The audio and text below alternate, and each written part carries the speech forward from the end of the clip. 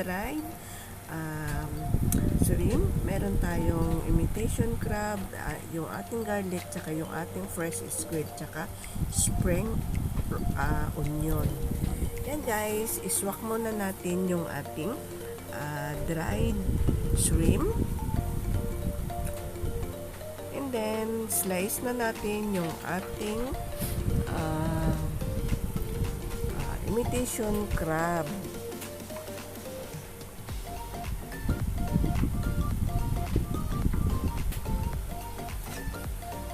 And then, prepare na natin yung ating tungkwa.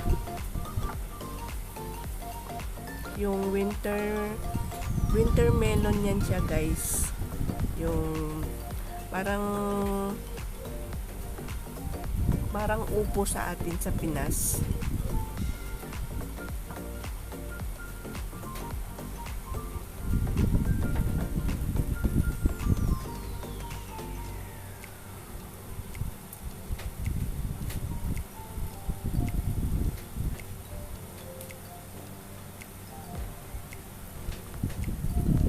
Then, slice na natin yung ating winter melon.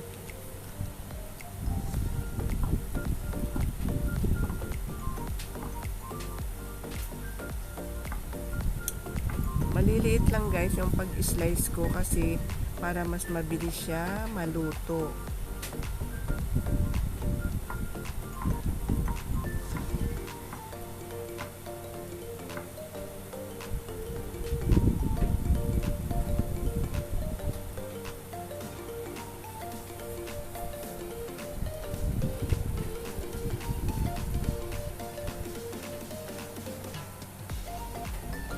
Yan, pag makapal siya guys, is hatiin.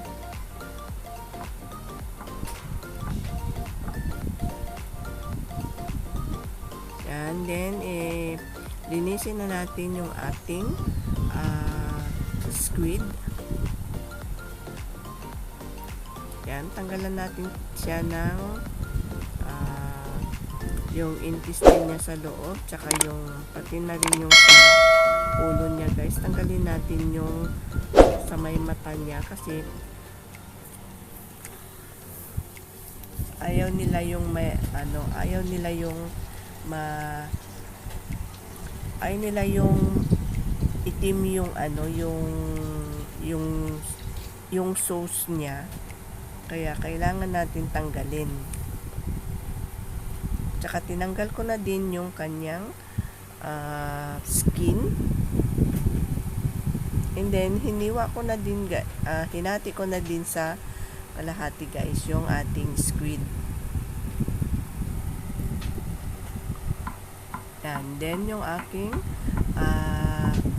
garlic, slice ko na din siya.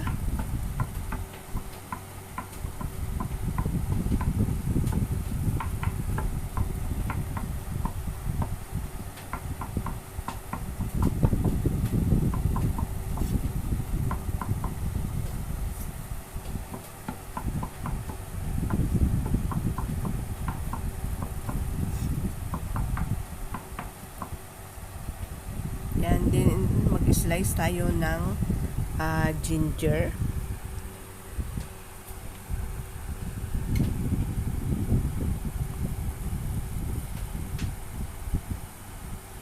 Then yung ating spring onion, unahin ko munang slice yung head ng ating spring onion. Yan, hatiin ko yung head niya.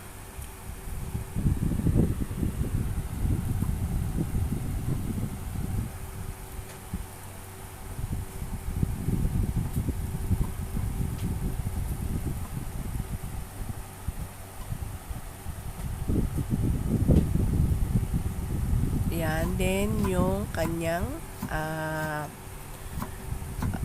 leaves, slice natin siya ng maliliit. And then yung ating vermicelli guys, i-swak na rin natin siya para malambot na siya mamaya pag mag-start na tayo magluto. Yan, nagpainit na ako ng wok. Unahin kong i-fry yung dried shrimp. Fry lang yan siya guys hanggang sa lumabas yung kanyang yung amoy ng ating dried shrimp.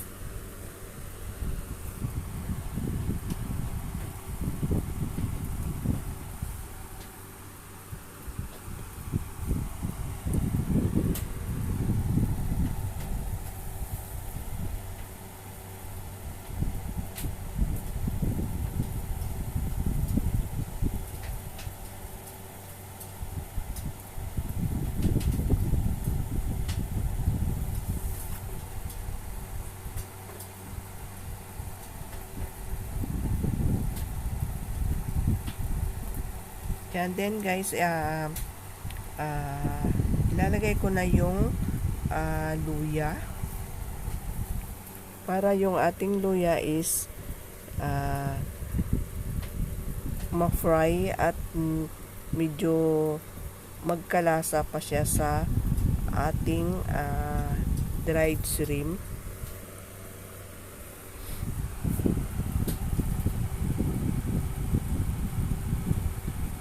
Then, sunod ko na ilagay guys is yung ating garlic.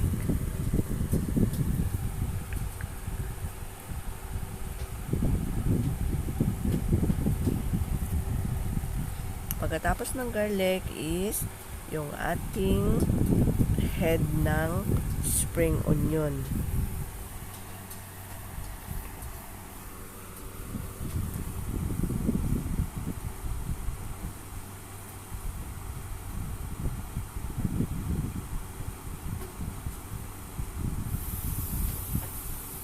And then guys, linagyan ko siya ng white wine.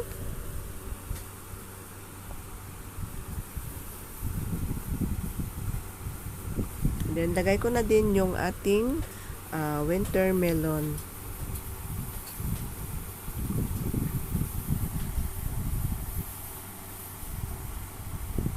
And then guys, lagyan na natin siya ng tubig. Yan.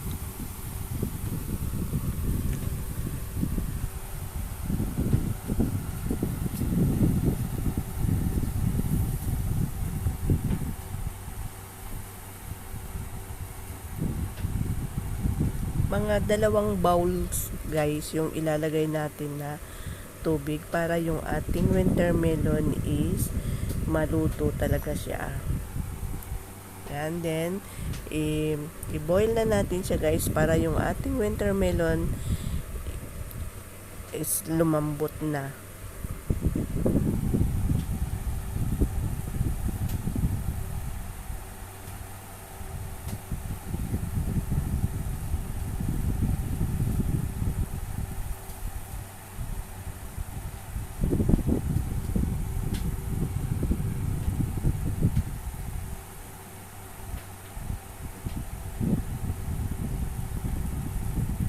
Then, after that guys, takipan natin yung ating winter melon hanggang sa magkumulo. Yan.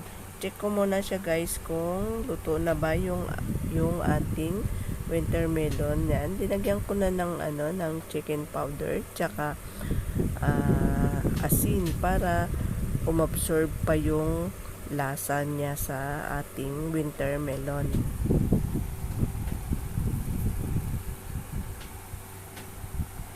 Yan, and then ilagay ko na din yung vermicelli.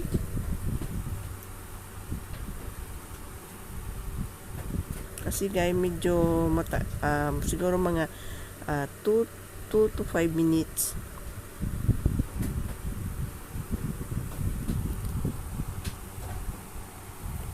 Bago maluto yung ating vermicelli.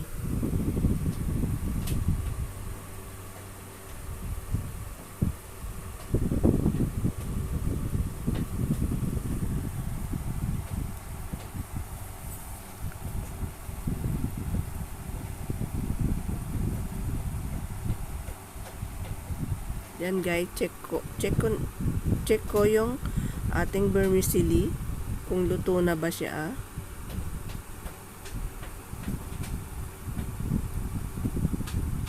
Yan guys, okay na yung ating vermicelli.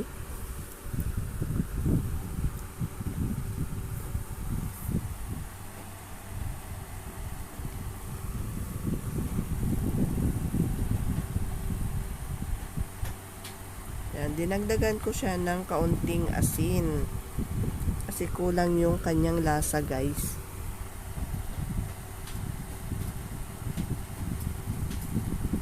Yan. Malapit na to guys at ready to serve na siya. Yan. Last ko na ilalagay is yung ating squid kasi nga mabilis lang yan siya maluto guys. Tsaka yung ating crab meat.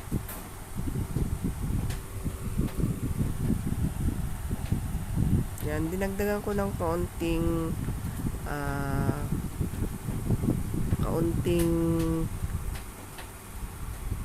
water kasi nga hindi pa okay yung ating squid.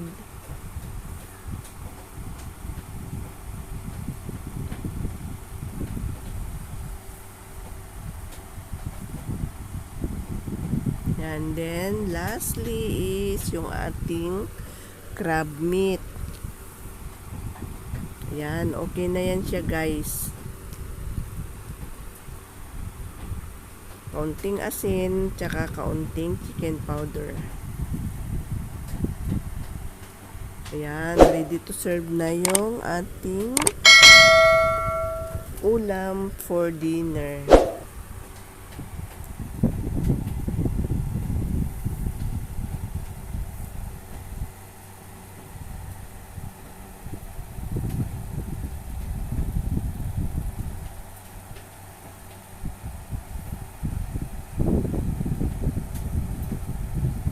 Yan, kung bago ka pa lang sa aking channel, huwag mong kalimutan na mag-subscribe, mag-like, at i-share yung ating video para lagi kang updated sa aking mga i-upload. Thank you for watching guys!